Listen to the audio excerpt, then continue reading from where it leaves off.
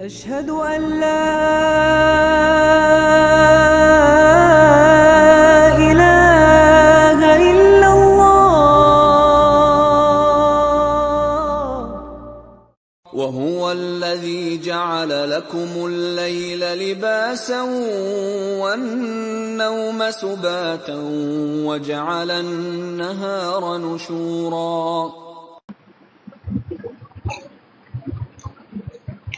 إن الحمد لله نحمده ونستعينه ونستغفره ونعوذ بالله من شرور أنفسنا ومن سيئات أعمالنا من يهده الله فلا مضل له ومن يضلل فلا هادي له وأشهد أن لا إله إلا الله وحده لا شريك له وأشهد أن محمدا عبده ورسوله اللهم صل على محمد وعلى آل محمد كما صليت على إبراهيم وعلى آل إبراهيم إنك حميد مجيد اللهم بارك على محمد وعلى آل محمد كما باركت على إبراهيم وعلى آل إبراهيم إنك حميد مجيد يا أيها الذين آمنوا اتقوا الله حق تقاته ولا تموتن إلا وأنتم مسلمون يا أيها الناس اتقوا ربكم الذي خلقكم من نفس واحدة وخلق منها زوجها وبث منهما رجالا كثيرا ونساء واتقوا الله الذي تساءلون به والأرحام إن الله كان عليكم رقيبا يا أيها الذين آمنوا اتقوا الله وقولوا قولا سديدا يصلح لكم أعمالكم ويغفر لكم ذنوبكم ومن يطع الله ورسوله فقد فاز فوزا عظيما إن أصدق الحديث كتاب الله وأحسن الهدي هدي محمد صلى الله عليه وسلم وشر الأمور محدثاتها وكل محدثة بدعة وكل بدعة ضلالة وكل ضلالة في النار அளவற்ற அருளாளனும் நிகரற்ற பேரன்புடையவனுமாகிய எல்லாம் வல்ல ஏக இறைவன் அல்லாஹுவை போற்றி வணங்கி துதித்தவராக எனது உரையை ஆரம்பம் செய்கின்றேன். அல்லாஹுக்கு விருப்பப்பட்ட அவருடைய இறை இல்லத்தில் அவர் நம் மீது கடமையாக்கி இருக்கக்கூடிய ஜுமா என்கின்ற இறை வணக்கத்தில் நாம் எல்லாம் ஒன்று சேர்ந்திருக்கின்றோம். அல்ஹம்துலில்லாஹ்.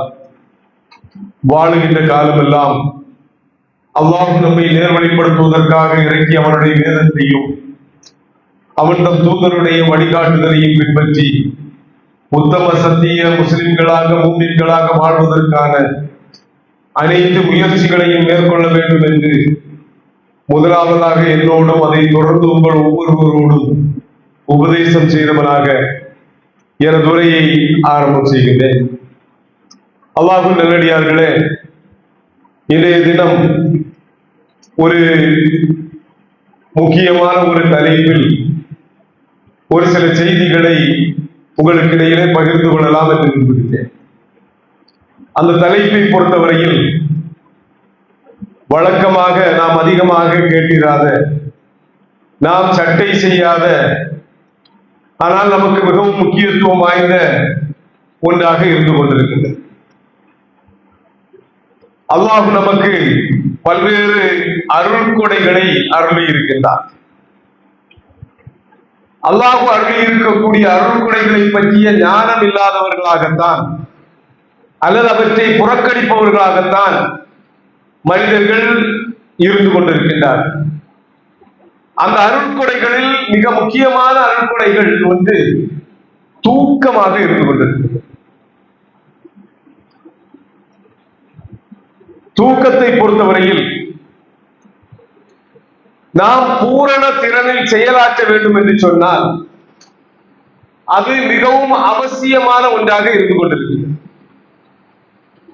அல்லாஹ்வுடைய இன்னபிற அருள்கொடைகளை பற்றி மனிதனுக்கு எந்த அளவுக்கு அறிவும் ஞானமும் இல்லாதவனாக மனிதன் இருக்கின்றானோ அதை போன்றுதான் இந்த தூக்கத்தை பற்றியும் அறிவும் ஞானமும் இல்லாதவனாகத்தான் மனிதன் இருந்து கொண்டிருக்கின்றான். இன்றைய காலகட்டத்தில் நம்முடைய கரங்களிலே தவழக்கூடிய மொபைல் போனாக இருக்கட்டும், அல்லது கம்ப்யூட்டர் லேப்டாப்களாக இருக்கட்டும், அல்லது பல்வேறு கேட்ஜெட்டுகளாக இருக்கட்டும், இவற்றுடைய பரவலான பயன்பாட்டிற்கு பின்னர் தூக்கத்தை உதாசீனப்படுத்துவது சமூகத்தில் மிகவும் அதிகமாக பரவி இருப்பதை, மாறி இருப்பதை நம்மால் பார்க்க முடியும்.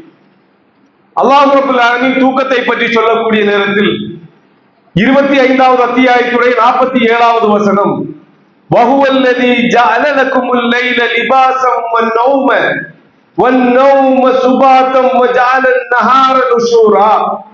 அல்லாஹ் சொல்லுகின்றான், அவன்தான் உங்களுக்கு இரவை ஆடையாகவும் நித்திரையை இளைப்பாறுதலாகவும் ஆக்கி இருக்கின்றான். இன்னும் அவனே பகலை உழைப்பிற்கு ஏற்றவாறு ஆக்கி இருக்கின்றான் என்று அல்லாஹ் சொல்லுகின்றான். இரவை உங்களுக்கு ஆடையாக ஆக்கி இருக்கின்றான்.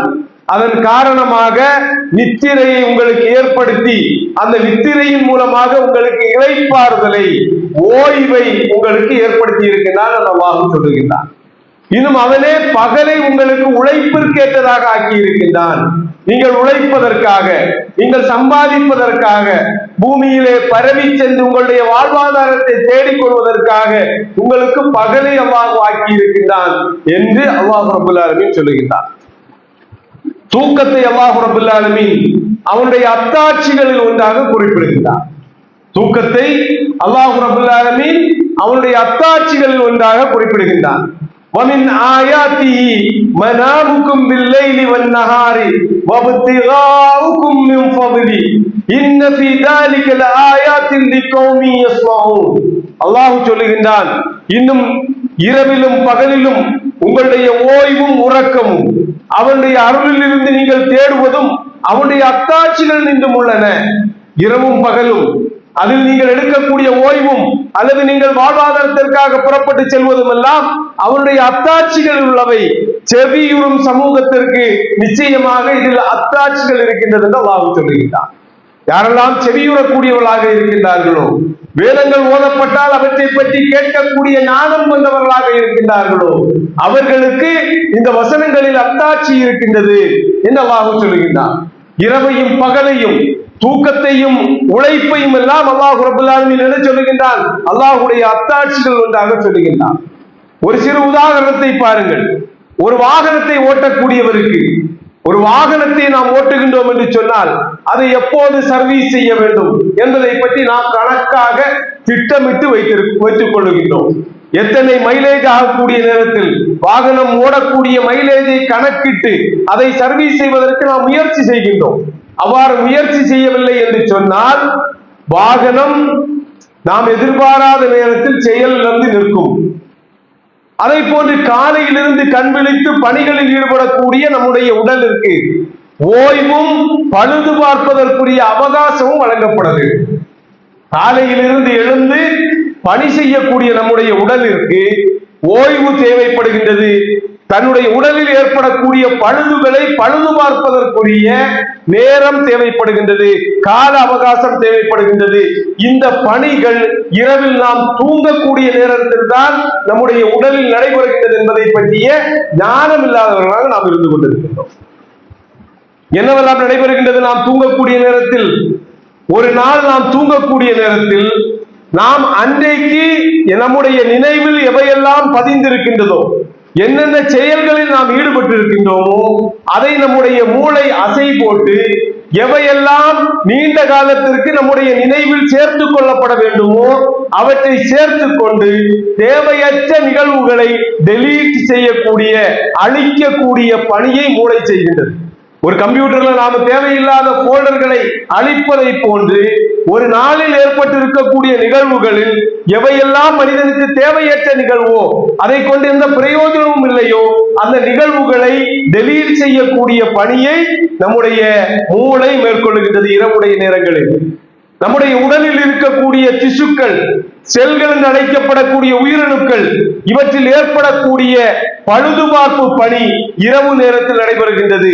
அதை போன்று அதனுடைய குரோத், வளர்ச்சியுடைய பணிகளும் இந்த இரவு நேரத்தில் தான், தூக்கத்தில் தான் உயிரணுக்களை உருவாக்கக்கூடிய சுரப்பிகள், குரோத் ஹார்மோன்ஸ் அந்த நேரத்தில் தான் சுரக்கின்றது என்பதை அறிவியல் நமக்கு சொல்லித் தருகின்றது.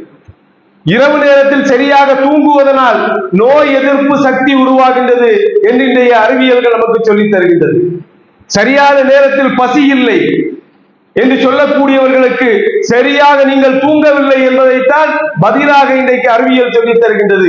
உடலில் ஏற்படக்கூடிய அந்த மெட்டபாலிசம் என்று சொல்லக்கூடிய அந்த பணி சரியாக நடைபெற வேண்டும் என்று சொன்னால் தூக்கம் மிகவும் அவசியம். சர்க்கரை நோய் போன்ற எடை கட்டுப்பாடு இல்லாத அந்த தன்மை போன்ற நோய்களுக்கு மனிதன் ஆளாவதனுடைய காரணம் சரியான முறையில் மனிதன் தூங்காததுதான் என்பதை இன்றைக்கு அறிவியல் சொல்லித் தருகின்றது. சரியாக தூங்கவில்லை என்று சொன்னால் மனநிலை பாதிக்கின்றது, மன அழுத்தம் அதிகரிக்கின்றது என்றெல்லாம் இன்றைக்கு அறிவியல் நமக்கு சொல்லித் தருகின்றது. நாம் சாதாரணமாக எண்ணக்கூடிய தூக்கம், நாம் உதாசீனப்படுத்தக்கூடிய தூக்கம், பல நேரங்களிலும் மொபைல்களில் தட்டி தட்டி தட்டி தட்டி ரீல்ஸ்களை பார்க்கின்றோம், ஷார்ட்களை பார்க்கின்றோம் என்றெல்லாம் சொல்லி இரவு நேரங்களை செலவழிக்கக்கூடிய நேரத்தில் ஏதோ தூக்கம் நமக்கு அவசியம் இல்லாத தேவையற்ற ஒன்றாக நம்முடைய எண்ணங்களில் இருக்கின்றதே, அந்த தூக்கத்தில் தான் இந்த பணிகள் எல்லாம் நடைபெறுகின்றது. தூக்கம் இல்லை என்று சொன்னால் அறிவாற்றலிலே குறைபாடு ஏற்படுகின்றது, நோய் எதிர்ப்பு சக்தி குறைகின்றது, அதன் காரணமாக பல்வேறு நோய்கள் ஏற்படுகின்றது, மனநோய் ஏற்படுகின்றது, சாலை விபத்துகள் ஏற்படுகின்றது என்றெல்லாம் இன்றைக்கு ஆய்வறிக்கைகள் நமக்கு சொல்லக்கூடிய ஒரு நிலையை நாம் பார்க்கிறோம். ஆக நான் சொல்லக்கூடிய செய்திகளில் இருந்து தூக்கம் ஒரு சாதாரண ஒரு விஷயம் அல்ல என்பதை நம்மால் விளங்கிக் கொள்ள முடியும். அல்லாஹ் ரப்பல் ஆலமீன் தூக்கம் அமைதியை ஏற்படுத்துவதாக நமக்கு சொல்லித் தருகின்றார். பத்ருடைய போர்க்களத்தை எடுத்துக்கொள்ளுங்கள். பத்ரிலே முஸ்லிம்களுக்கு முன்னால் நின்றவர்களை பொறுத்தவரையில் எல்லா தயாரிப்புகளோடும் எல்லா விதமான ஆயுதங்களோடும் ஆயத்தமாக முஸ்லிம்களை கூண்டோடு அழிப்பதற்காக ஆயத்தமாக நிற்கக்கூடிய குஃபார்கள் ஒரு புறம், 1000க்கும் மேற்பட்டவர்கள், மறுபுறம் நிற்கக்கூடியவர்கள் ஒரு வியாபார கூட்டத்தை தடுப்பதற்காக சென்ற, குறைந்த ஆயுதங்களோடு சென்ற, எவ்வித முன்னேற்பாடும் தயாரிப்பும் இல்லாத முறையில் சென்ற முஸ்லிம்கள். இவர்கள் நேர் எதிராக சந்தித்தால் ஏற்படக்கூடிய விளைவுகள் என்னவாக இருக்கும் என்பதை பற்றிய சஞ்சலமும் கவலையும் முஸ்லிம்களுடைய மனதை வாட்டி இருக்க வேண்டும். அல்லாஹ்வுடைய தூதர் அழுது கொண்டே பிரார்த்தனை செய்தார்கள் என்பதை அந்த வரலாற்றை நாம் பார்க்கின்றோம். இறைவா, இந்த சிறு கூட்டத்தை நீ வெற்றி தரவில்லை என்று சொன்னால், இந்த சிறு கூட்டத்திற்கு நீ வெற்றி தரவில்லை என்று சொன்னால் உன்னை வணங்கக்கூடிய வழிபடக்கூடிய ஒரு கூட்டம் இந்த பூமியில் இருக்காது என்று திரும்ப திரும்ப சொன்னவர்களாக அல்லாஹ்வுடைய தூதர் அழுது கொண்டே இருந்தார்கள் என்று பத்ருடைய அந்த களத்திலே நாம் பார்க்கின்றோம். எந்த அளவுக்கு பெரும் மன அழுத்தம் அந்த களத்திலே ஏற்பட்டிருக்கும்.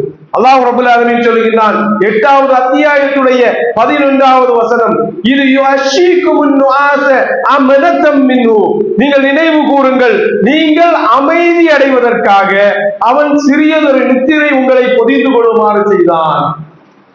மதுர்களத்தில் சஹாபாக்கள் இந்த சஞ்சலத்தோடு இருக்கக்கூடிய நேரத்தில் அவர்களுடைய மனம் அமைதி அடைவதற்காக அல்லாஹ் ரப்பல் ஆலமீன் என்ன செய்கின்றான்? ஒரு சிறு தூக்கத்தை அவர்களுக்கு கொடுக்கின்றான். அந்த தூக்கம் அவர்களுக்கு மன அமைதியை ஏற்படுத்தியது. பின்னர் நடந்தது வரலாறு. அந்த சிறு கூட்டம் பெரும் கூட்டத்தை தோற்கடித்தது. உலகம் கண்டிராத மிக பெரும் வரலாறாக இந்த அளவு இருக்கின்றது என்று சொன்னால், அந்த நேரத்தில் சஹாபாக்களுக்கு ஏற்பட்ட அந்த சஞ்சலத்தை அல்லாஹ் எப்படி போக்கினான்? ஒரு சிறு தூக்கத்தை கொடுத்து போக்கினான் என்பதை நாம் பார்க்கின்றோம். உஹதுடைய களம், ரசூலுல்லாஹி ஸல்லல்லாஹு அலைஹி வஸல்லம் தாக்கப்படுகின்றார்கள், அல்லாஹ்வுடைய தூதர் தாக்கப்படுகின்றார்கள், சஹாபாக்கள் பலருடைய உயிர்கள் காவு கொள்ளப்படுகின்றது. அல்லாஹ்வுடைய தூதருடைய சிறிய தந்தை ஹம்ஸா ரலியல்லாஹு அன்ஹு கொல்லப்படுகின்றார்கள். பல சஹாபாக்கள் மிஸ்அப் இப்னு உமைர் ரலியல்லாஹு அன்ஹுவை போன்ற மிக பெரும் சஹாபாக்களை அந்த போர்க்களத்தில் முஸ்லிம்கள் இழக்கின்றார்கள். பலருக்கும் காயம். ஒரு ஒரு ஒரு இயலாமை அவர்களுக்கு ஏற்படக்கூடிய நேரத்தில், ஒரு கவலை அவர்களுக்கு ஏற்படக்கூடிய நேரத்தில் அல்லாஹ் ரப்பல் ஆலமீன் சொன்னான், அந்த துக்கத்திற்கு பின்னர், உஹதிலே உங்களுக்கு ஏற்பட்ட அந்த துக்கத்திற்கு பின்னர் அவன் உங்களுக்கு அமைதி அளிப்பதற்காக ஒரு நித்திரையை இறக்கி வைத்தான். அல்லாஹ் என்ன செய்கின்றான்? அந்த துக்கம் ஏற்படக்கூடிய நேரத்தில் அல்லாஹ் என்ன செய்கின்றான்? முஸ்லிம்களுக்கு, மூமின்களுக்கு அமைதியை இறக்குவது அளிப்பதற்காக ஒரு தூக்கத்தை, நித்திரையை அவர்களுக்கு கொடுக்கின்றான். உங்களில் ஒரு பிரிவினரை அந்த நித்திரை சூழ்ந்து கொண்டது என்று அல்லாஹ் சொல்லுகின்றான். ஆக தூக்கத்தை பொறுத்தவரையில் அல்லாஹ் ரப்பல் ஆலமீன் மிக பெரும் கவலைகளை, சஞ்சலங்களை, அவர்களுக்கு ஏற்பட்டிருந்த துக்கத்தை எல்லாவற்றையும் போக்கக்கூடிய ஒன்றாக, அருளாக, அமைதியாக அந்த தூக்கத்தை அல்லாஹ் அனுப்பி தந்தான், ஏற்படுத்தி தந்தான் என்பதை இந்த செய்திகளிலிருந்து நாம் பார்க்கிறோம். ஆக தூக்கம் என்பது ஒரு சாதாரண விஷயம் அல்ல என்பதை நாம் தெளிவாக விளங்கிக் கொள்ள வேண்டும்.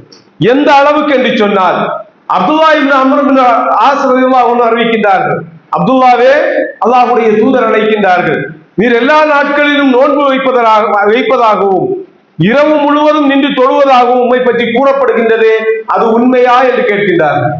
எல்லா நாட்களிலும் நீங்கள் நோன்பு வைக்கின்றீர்களாமே, இரவு முழுவதும் நின்று வணங்குகின்றீர்களாமே, அது உண்மையா என்று அப்துல்லாவை அழைத்து கேட்கின்றார்கள். ஆம் என்று நான் பதிலளித்தேன். அப்துல்லா இப்னு அம்ர் இப்னு ஆஸ் ரலியல்லாஹு அன்ஹு சொல்லுகின்றார்கள், நபி ஸல்லல்லாஹு அலைஹி வஸல்லம் சொல்லுகின்றார்கள், அப்படி செய்யாதே, அப்படி ஒருபோதும் செய்யாதே. சில நாட்கள் நோன்பு வை, சில நாட்கள் நோன்பை விட்டுவிடு, சிறிது நேரம் தொழு, தூங்கு.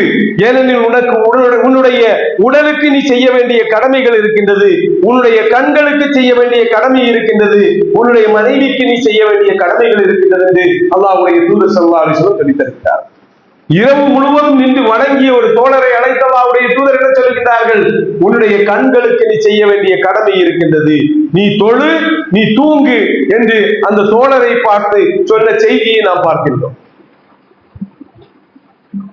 இந்த செய்திகள் எல்லாம் தூக்கம் ஒரு மனிதனுடைய வாழ்க்கையில் எந்த அளவுக்கு முக்கியம் என்பதை நமக்கு கற்றுத் தருகின்றன.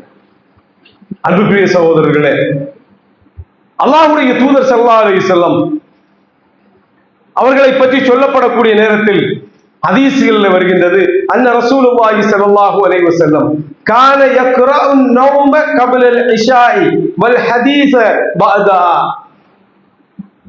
அல்லாஹ்வுடைய தூதர் ஸல்லல்லாஹு அலைஹி வஸல்லம் இஷா தொழுகைக்கு முன்னர் உறங்குவதையும், இஷா தொழுகைக்கு முன்னர் உறங்குவதையும், இஷா தொழாமல் தூங்குவதையும், இஷா தொழுகைக்கு பின்னர் உறங்காமல் பேசிக் கொண்டிருப்பதையும் வெறுக்கக்கூடியவர்களாக இருந்தார்கள். அல்லாஹ்வுடைய தூதர் ஸல்லல்லாஹு அலைஹி வஸல்லம் இஷா தொழுகைக்கு முன்னால் தூங்குவதை வெறுக்கக்கூடியவர்களாக இருந்தார்கள். இஷா தொழுகைக்கு பின்னர் தூங்காமல் பேசிக் கொண்டிருப்பதை வெறுக்கக்கூடியவர்களாக இருந்தார்கள். இன்றைக்கு அறிவியல் ஆய்வுகளுடைய அறிக்கைகள் நமக்கு சொல்லித் தருகின்றது, வேகமாக தூக்கத்திற்கு செல்லக்கூடியவர்கள், நல்ல முறையில் தூக்கத்திற்கு சீக்கிரமாக செல்லக்கூடியவர்கள், அவர்கள் முழுமையான தூக்கத்துடைய எல்லா கட்டங்களையும் அவர்கள் அடைகின்றார்கள். தூக்கத்திலே அவர்கள் அடைய வேண்டிய எல்லா நிலைகளையும் அவர்கள் அடைகின்றார்கள். டீப் ஸ்லீப் போன்ற அந்த கட்டங்களை எல்லாம் அவர்கள் அடைகின்றார்கள். தாமதமாக தூக்கத்திற்கு செல்லக்கூடியவர்கள் தூக்கத்துடைய எல்லா கட்டங்களையும் அடையாததனால் சோர்வோடு எழுகின்றார்கள். நேரத்தோடு தூங்க செல்லக்கூடியவர்கள் நேரத்தோடு தூங்கி நேரத்தோடு தூக்கத்திலிருந்து எழக்கூடியவர்கள் உற்சாகமாக சுறுசுறுப்பாக எழுகின்றார்கள். அவர்களால் அதிகமான பணிகளை புரிய முடிகின்றது, அவர்களால் சுறுசுறுப்பாக செயல்பட முடிகின்றது என்று இன்றைக்கு ஆய்வறிக்கைகள் சொல்லக்கூடிய நேரத்தில் அல்லாஹ்வுடைய தூதர் ஸல்லல்லாஹு அலைஹி வஸல்லம் இந்த ஆய்வறிக்கைகள் எதுவுமே இல்லாமல் சொன்னார்கள், இஷாவுடைய தொழுகையை நீங்கள் தொழுது விட்டீர்களா, தூக்கத்திற்கு செல்லுங்கள் என்று சொன்னார்கள். தூக்கத்திற்கு சென்றால் மட்டும் போதாது, இரவுடைய பிற்பகுதியில் எழுந்து நின்று வணங்குவதற்கும் அல்லாஹ்வுடைய தூதர் சொன்னார். சீக்கிரமாக தூங்குவதையும் அதிகாலையில் எழுவதையும் அல்லாஹ்வுடைய தூதர் தன்னுடைய வழக்கமாக கொண்டிருந்தார்கள் என்பதை பார்க்கின்றோம். காலையில் நாம் எழுந்தது முதல் பல்வேறு பணிகளிலே நாம் ஈடுபடுகின்றோம். இவ்வாறு நாம் இந்த பணிகளிலே ஈடுபடக்கூடிய நேரத்தில் நம்மை இந்த பணிகளை செய்ய வைப்பதற்கு, இந்த பணிகளில் நாம் ஈடுபடுவதற்காக நம்முடைய உடலில் இருந்து ஒரு சுரப்பி, ஒரு ஹார்மோன் சுரக்கின்றது.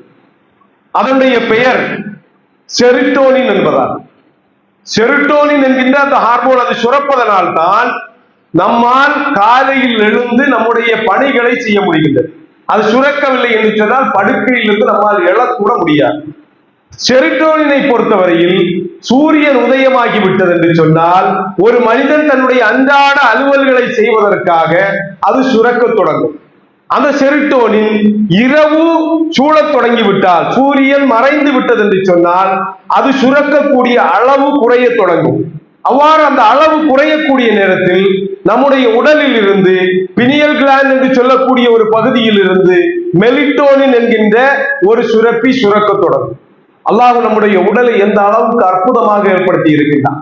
மாலை நேரம் மயங்கி விட்டது என்று சொன்னால், சூரியன் மறைந்து விட்டது என்று சொன்னால், நம்முடைய உடலில் இருந்து நம்மை தூக்கத்திற்கு கொண்டு செல்லக்கூடிய ஒரு சுரப்பி மெலிட்டோனின் என்கின்ற அந்த சுரப்பி சுரக்கின்றது.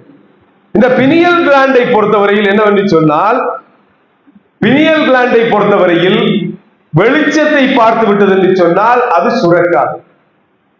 நாம் என்ன செய்து கொண்டிருக்கிறோம்? இரவு நேரங்களில் அதிகமாக மொபைல்களை பார்ப்பதனால், அதிகமாக கம்ப்யூட்டர்களுக்கு முன்னால் இருப்பதனால், அதிகமாக வெளிச்சத்தோடு இருப்பதனால், அல்லது தூங்கக்கூடிய நேரத்தில் லைட்டை போட்டுக்கொண்டு லைட்டிலே தூங்குவதனால் அந்த மெலிட்டோனின் என்கின்ற அந்த சுரப்பி சுரக்காததன் காரணமாக தூக்கத்துடைய அந்த குவாலிட்டியை நாம் இழக்கக்கூடியவர்களாக, படுக்கையில் புரண்டு புரண்டு படுக்கக்கூடியவர்களாக இருக்கு.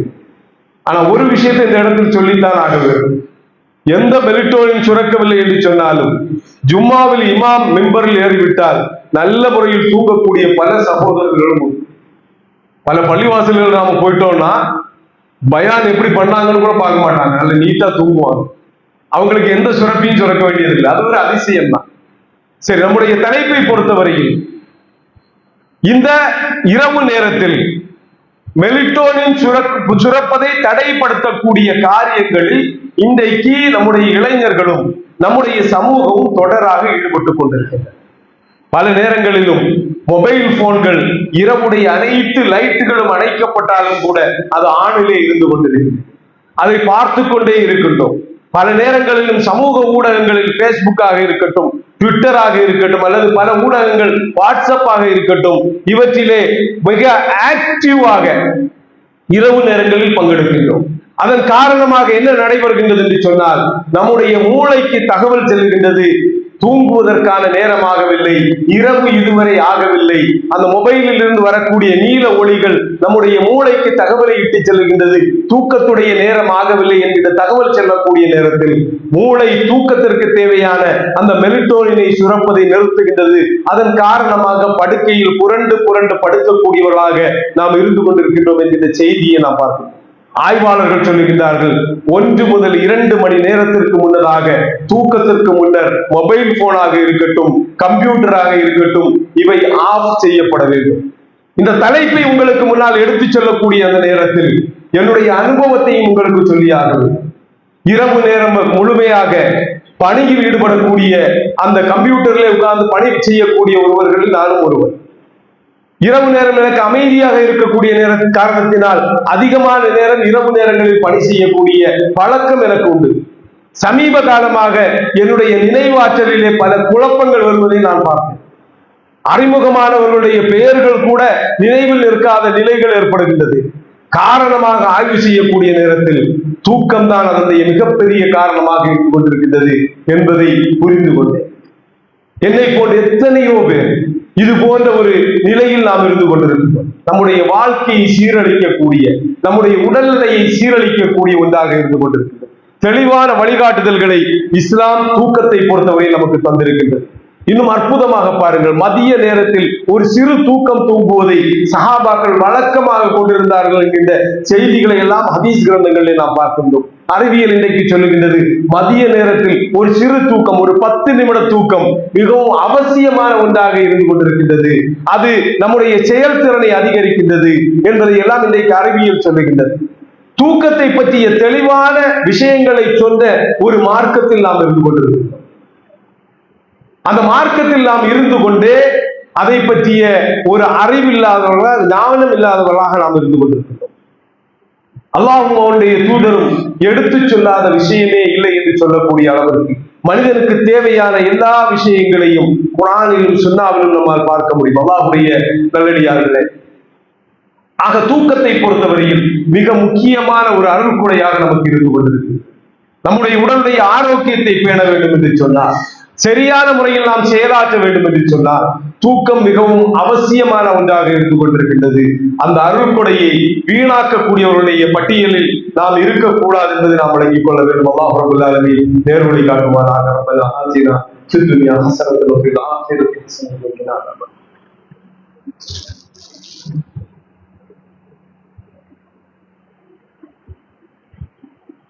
அல்ஹம்துலில்லாஹி ரப்பில் ஆலமீன். அஸ்ஸலாத்து வஸ்ஸலாமு அலா ரசூலில் அமீன் வ அலா ஆலிஹி வ ஸஹ்பிஹி அஜ்மாஈன். அம்மா பஅத். அல்லாஹ்வின் நல்லடியார்களே, முதலாவது வகையில் தூக்கத்துடைய முக்கியத்துவத்தை பற்றி ஒரு சில செய்திகளை சுருக்கமாக நாம் அல்லாஹ்வுடைய தூதர் ஸல்லல்லாஹு அலைஹி வஸல்லம் சொன்னார்கள், இரவில் நீங்கள் தூங்கக்கூடிய நேரத்தில் விளக்குகளை அணைத்து விடுங்கள் என்று சொன்னார். இரவில் நீங்கள் தூங்கக்கூடிய நேரத்தில் விளக்குகளை அணைத்து விடுங்கள், கதவுகளை தாழிட்டுக் கொள்ளுங்கள், தண்ணீர் பைகளை சுருக்கிட்டு மூடி விடுங்கள், உணவையும் பானத்தையும் மூடி வையுங்கள் என்று சொன்னார். விளக்குகளை அணைத்தால் தான் உடலில் பினியல் கிளாண்டிலிருந்து மெலிட்டோனின் என்கின்ற அந்த சுரப்பி சுரக்கும் என்கின்ற அறிவியல் அறிவு இல்லாத காலகட்டத்தில் தெளிவான ஒரு வழிகாட்டுதலை அந்த விஷயத்திலும் அல்லாஹ்வுடைய தூதர் ஸல்லல்லாஹு அலைஹி வஸல்லம் நமக்கு தெளிவாக சொல்லித்தான் சென்றிருக்கின்றார்கள் என்பதை நாம் விளங்கிக் கொள்ள வேண்டும். அல்லாஹ்வுடைய தூதர் ஸல்லல்லாஹு அலைஹி வஸல்லத்தை பொறுத்தவரையில் இரவுடைய தூக்கத்தை பொறுத்தவரையில் இரவு நேரம் வந்துவிட்டது என்று சொன்னால் தூக்கத்திற்கு தயாராகக்கூடிய அந்த நிலையை ஹதீஸ்களில் நம்மால் பார்க்க முடியும். தூங்குவதற்கு முன்னால் அல்லாஹ்வுடைய தூதர் ஸல்லல்லாஹு அலைஹி வஸல்லம் ஆயத்துல் குர்சியை ஓதுவதற்கு கற்றுத்தந்தார்கள். தூக்கத்திற்கு முன்னால் தூக்கத்திற்கு தயாராகி விட்டார்கள் என்று சொன்னால் அல்லாஹ்வுடைய தூதர் ஸல்லல்லாஹு அலைஹி வஸல்லம் ஆயத்துல் குர்சியை ஓதுவதற்கு கற்றுத்தந்தார்கள். ஆயிஷா ரலியல்லாஹு அன்ஹா சொல்கிறார்கள், அல்லாஹ்வுடைய தூதர் ஸல்லல்லாஹு அலைஹி வஸல்லம் படுக்கைக்கு சென்றால், தூங்குவதற்கு சென்றார்கள் என்று சொன்னால் குல் ஹுவல்லாஹு அஹத், குல் அஊது பிரப்பில் ஃபலக், குல் அஊது பிரப்பின் நாஸ் ஆகிய பாதுகாப்பு கூறக்கூடிய அந்த அத்தியாயங்கள் மூன்றையும் ஓதி தன்னுடைய உள்ளங்கைகளில் ஊதி அவற்றால் தம்முடைய முகத்தையும் தன்னுடைய உடலில் எங்கெல்லாம் தன்னுடைய கரங்கள் படுமோ அந்த இடங்களையும் எல்லாம் தடவிக் கொள்வார்கள். அவர்கள் நோயுற்ற போது அதை அவர்களுக்கு செய்யுமாறு என்னை படித்தார்கள் என்று ஆயிஷா அம்மா சொல்லி தருகிறார்.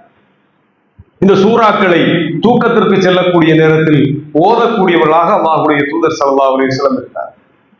உறங்க செல்லக்கூடிய நேரத்தில் பராய் பின் ஆசிப் ரலியல்லாஹு அன்ஹு சொல்கிறார்கள், நீ படுக்கைக்கு செல்ல நினைத்தால் அல்லாஹும்ம அஸ்லம்து நஃப்ஸி இலைக் வ ஃபவ்வல்து அம்ரி இலைக் வ வஜ்ஜஅது வஜ்ஹி இலைக் வ அல்ஜஅது ظஹரி இலைக் ரஹ்பத்தன் வ ரஹ்பத்தன் இலைக் லா மல்ஜா வலா மன்ஜ மின்க இல்லா இலைக் ஆமன்து பி கிதாபிக அல்லதீன அன்ஸல்த வ நபியிக அல்லதீன அர்ஸல்த என்கின்ற அந்த துஆவை ஓதுமாறு அல்லாஹ்வுடைய தூதர் ஸல்லல்லாஹு அலைஹி வஸல்லம் கற்றுத் தந்தார்.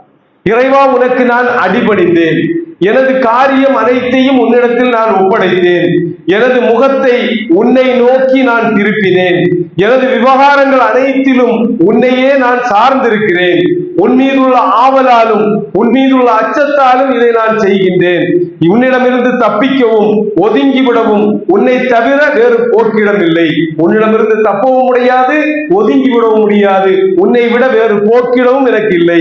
நீ அருளிய உன்னுடைய வேதத்தையும் நீ அனுப்பி வைத்த உன்னுடைய நபியையும் நான் நம்பினேன் என்கின்ற இந்த துஆவை ஓதிவிட்டு உறங்கினால் நீ அன்றைய இரவு நீ இறந்து விட்டாய் என்று சொன்னால் இஸ்லாம் என்கின்ற அந்த இயற்கை மரபில் இஸ்லாமிய மார்க்கத்தில் நீ இறந்தவனாக ஆவாய் என்று அல்லாஹ்வுடைய தூதர் ஸல்லல்லாஹு அலைஹி வஸல்லம் சொல்லியிருந்தார். இந்த நிகழ்வுகள், இந்த செய்திகள் எல்லாம் தூக்கத்திற்கு தயாராவதை பற்றி நமக்கு கற்றுத் தருகின்றன. தூக்கத்திற்கு தயாராகக்கூடிய நேரத்தில் மூளைக்கு செய்தி செல்லுகின்றது, நான் தயாராகிவிட்டேன், தூக்கத்திற்கு தயாராகிவிட்டேன். அந்த செய்தியை மூளை எடுக்கக்கூடிய நேரத்தில் நம்முடைய உடல் தூக்கத்திற்கு தயாராகும். இது போன்ற ஒரு அழகிய வழக்கத்தை, பழக்க வழக்கத்தை அல்லாஹ்வுடைய தூதர் ஸல்லல்லாஹு அலைஹி வஸல்லம் நமக்கு அருமையாக கற்றுத்தந்து சென்றிருக்கிறார். ஆக தூக்கத்தை பொறுத்தவரையில் மிக முக்கியமான ஒன்றாக இருந்து கொண்டிருக்கிறது. நாம் உதாசீனப்படுத்தக்கூடிய, அசட்டையாக விடக்கூடிய, சட்டை செய்யாமல் இருக்கக்கூடிய ஒரு மிகப்பெரிய ஒரு அருள்கொடையாக இருந்து கொண்டிருக்கிறது. அதை சரியான முறையில் நிறைவேற்றாதவர்களாக, இரவு நேரத்தில் சரியான தூக்கத்தை அடையாததன் காரணமாக காலையில் எழுந்தால் முழுமையாக நம்மால் சுறுசுறுப்பாக பணிகள் செய்ய முடியாத ஒரு நிலையில் தான் இன்றைய இளைஞர் சமுதாயம், ஏன் முதியவர்கள் கூட இன்றைக்கு அப்படித்தான் இருந்து கொண்டிருக்கின்றார்கள் என்ற நிலையை பார்க்கிறோம். ஜும்மாவுடைய மேடைகளில் குத்துபாவை நடத்தக்கூடிய கத்தீபுகளுடைய மிகப்பெரிய சவால்களே அதுதான். பல மணி நேரம் அமர்ந்து தலைப்புகளை தேர்வு செய்து வந்தால் முன்னால் இருக்கக்கூடியவர்கள் பல நேரங்களிலும் தூங்கி வடிந்து கொண்டிருப்பார்கள். காரணம், இரவு நேரத்தில் சரியான முறையில் தூங்காது. உங்களுடைய பள்ளி அப்படி இல்லை. ஆக இது போன்ற விஷயங்களில் கவனமாக கண்ணும் கருத்துமாக நாம் இருந்தால் நம்முடைய உடல்நிலையில் அது மாற்றத்தை ஏற்படுத்தும், நம்முடைய செயல்திறனில் நம்மை பெரிய மாற்றத்தை ஏற்படுத்தும், நம்மை சுறுசுறுப்பானவர்களாக அது ஆக்கும். அத்தோடு நம்மை இறை நினைவுடையவர்களாக ஆக்கும். சரியான நேரத்தில் தூங்கினால் அல்லாஹ்வுடைய தூதர் ஸல்லல்லாஹு அலைஹி வஸல்லம் சொன்னார்களா இல்லையா, இரவுடைய பின்னரவில் எழுந்து நின்று வணங்குவதனுடைய முக்கியத்துவத்தை அல்லாஹ்வுடைய தூதர் சொல்லி தந்தார்களா இல்லையா, அதை நிறைவேற்றக்கூடியவர்களாக நாம் மாறுவோம்.